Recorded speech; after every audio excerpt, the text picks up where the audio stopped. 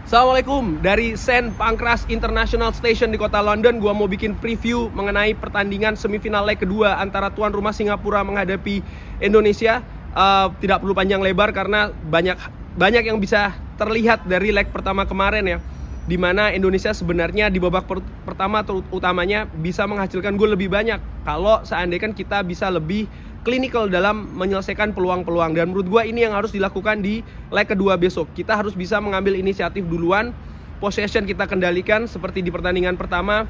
Tapi itu tadi, kita harus bisa lebih tajam lagi di depan. Kita harus bisa lebih klinikal, harus bisa lebih ganas lagi di depan kotak penalti dari Singapura. Momen-momen sekecil apapun harus kita bisa manfaatkan. Tapi tentu saja lini belakang tetap harus fokus dan juga disiplin, karena Singapura punya kecepatan, punya kualitas individu yang cukup baik ya. Gol-gol yang tercipta ataupun peluang-peluang yang tercipta, kalau gue lihat ya dengan amatiran ala gue, menurut gue itu lebih banyak dari usaha individu pemain Singapura dibandingkan dengan kerja sama sebagai sebuah sistem. Tentunya ketika menyamakan kedudukan satu-satu juga tidak lepas bagaimana Elkan Bagot ya yang lepas menjaga Iksan Fandi. Iksan Fandi sendiri belum tentu bisa bermain di leg kedua besok, tapi menurut gue harusnya tidak jadi pengaruh ya. Harusnya kita tetap fokus ke tim kita sendiri.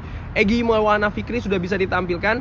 Mudah-mudahan ini akan menjadi tambahan darah segar bagi pasukan Garuda ini, terutamanya itu tadi ya, untuk melakukan tusukan penetrasi dengan mengandalkan kecepatan. Karena menurut gue di leg pertama kemarin terlihat jelas bahwa pertahanan Singapura ini ketika kita ajak adu kecepatan, mereka juga sering sekali kewalahan.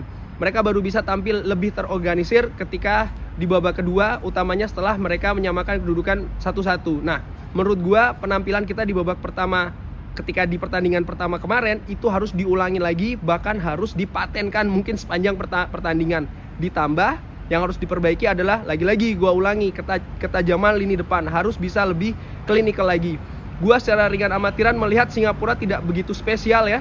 Ternyata mereka juga tampil cukup hati-hati ketika menghadapi kita. Mereka tidak mau frontal. Sepertinya mereka juga menyadari kita punya daya ledak, kita juga berbahaya.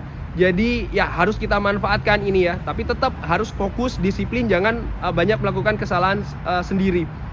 Kemarin di semifinal pertama antara Vietnam melawan Thailand, gol pertama Thailand kita lihat ya, itu tidak bisa lepas dari kesalahan pemain Vietnam dalam berusaha untuk menghentikan laju bola. Hal-hal seperti ini harus kita hindari, terutama untuk Indonesia ketika menghadapi Singapura besok. Karena hal sekecil apapun bisa saja membalikan pertandingan seperti pertandingan kemarin menjadi suatu hal yang tidak kita inginkan. Mudah-mudahan pasukan Sintayong ini bisa fokus. Lini depan lagi-lagi menurut gua masih menjadi PR, karena kemarin itu tidak bisa maksimal dalam membobol gawang Singapura, di mana kita punya banyak peluang sebenarnya ya.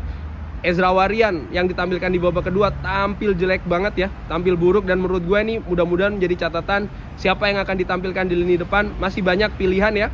Hani Sagara kemarin tampilannya walaupun menitnya tidak banyak, menurut gue juga tidak jelek, tampilannya cukup oke, mungkin bisa diulangi lagi. Atau ya pemain lain ya, tentunya Sintayong yang lebih tahu bagaimana kondisi terakhir dari pemain. Kita di mana saja pastinya yang menyaksikan, kita doakan semoga pasukan Garuda mampu menghempaskan tuan rumah Singapura yang lagi-lagi ya, sekali lagi gua ulangi, ternyata tidak begitu istimewa. Tinggal bagaimana kita bisa memaksimalkan potensi-potensi di skuad kita, fokus, disiplin, kerja keras. Pressing tinggi yang menjadi ciri khas permainan timnas Garuda juga mudah-mudahan masih terus disajikan. Fisik mudah-mudahan tidak drop, tidak seperti di babak kedua kemarin ya. Ya kita doakan supaya kita bisa melenggang ke babak final menghadapi ya siapapun itu. Thanks for watching. Jangan lupa sholat, like, and subscribe. Wassalamualaikum warahmatullahi wabarakatuh.